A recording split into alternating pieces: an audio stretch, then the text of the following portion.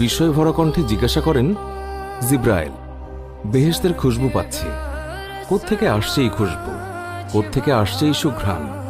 জিব্রাইল আলাইহিসসালাম বলেন, আজ থেকে 2000 বছর আগে এক ইমানদার দাসীকে তার 2 কন্যাসহ ফুটন্ত তেলে ডুবিয়ে হত্যা করেছিল নিষ্ঠুর ফেরাউন। তারপর তাদের হাড়গুলো পুঁতে রেখেছিল মাটিতে। আপনি এখন যেই সুবাস পাচ্ছেন তা ওইসব হাড় থেকে বিচ্ছুরিত সুবাস। সুবহানাল্লাহ। আবার ফিরে আসে পূর্বের কথায়। ফেরাউনের এই বিভৎসকাণ্ড প্রত্যক্ষ করেছিল তার পরিষদের লোকজন, এমনকি পরিবারের লোকজন। প্রত্যক্ষ করেছিল তার প্রাণপ্রিয় স্ত্রী আসিয়াও। এই ঘটনা আসিয়ার মনোজগতে দারুণভাবে নাড়া দেয়, প্রচণ্ড আলোড়ন সৃষ্টি করে। সেভাবে এত শক্তিশালী কোন সেই জিনিস যার কারণে একজন মা তার চোখের সামনে সন্তান বিসর্জন দিতে পারে, অকাতরে বিলিয়ে দিতে পারে নিজের জীবনটাও?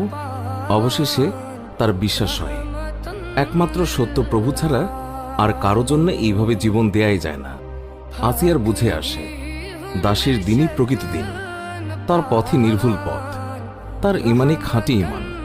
অতএব জীবনের কামিয়াবির জন্য এই দিনকেই গ্রহণ করতে হবে, এই ইমান আনয়ন করতে হবে, চলতে হবে এই পথে। সুতরাং আসিয়া আর কালক্ষেপণ করল না। মুসা আলাইহিসসালামের রবের ওপর ইমান এনে সে মুসলমান হয়ে গেল। আসিয়া ছিল ফেরাউনের সবচেয়ে প্রিয় জীবনসঙ্গিনী। সকলের চেয়ে সে বেশি ভালোবাসত তাকে।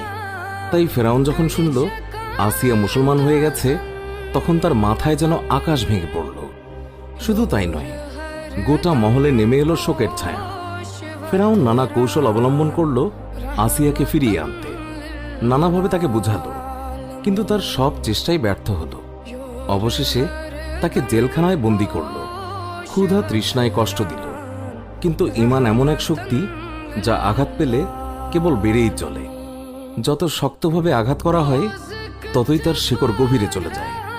যতই বাধা আসে, যতই প্রতিকূলতা আসে, ঈমান ততই মজবুত হয়, শক্তিশালী হয়, জ্বলে ওঠে সূর্যের মতো দীপ্ত হয়ে। তাই তো এক দুর্বল নারী ক্ষুধার যন্ত্রণায় সয়ে নিয়েছে, তৃষ্ণা কষ্ট বরদাস্ত করেছে, বেত্রাঘাতের ফয়সালা মেনে নিয়েছে। তবুও সে ফেরাউনের আবদার মানতে পারেনি। সবশেষে এলো এক কঠিন নির্দেশ। ফেরাউন বলল, ওকে শুলিতে চড়াও।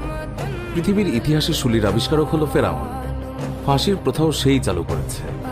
শুলি দেওয়ার নিয়ম হলো 2 হাত 2 দিকে প্রসারিত করে 2 হাতের তালু কাঠের উপর বিছিয়ে তাতে পেরেক মারা হয়। অনুরূপভাবে পেরেক মারা হয় 2 পায়ে। অতঃপর সেই কাঠ ব্যক্তিসহ দাঁড় করানো হয়। তখন সেই ব্যক্তি অসীম যন্ত্রণায় দগ্ধ হয়ে কাতরাতে কাতরাতে সেখানেই প্রাণ ত্যাগ করে।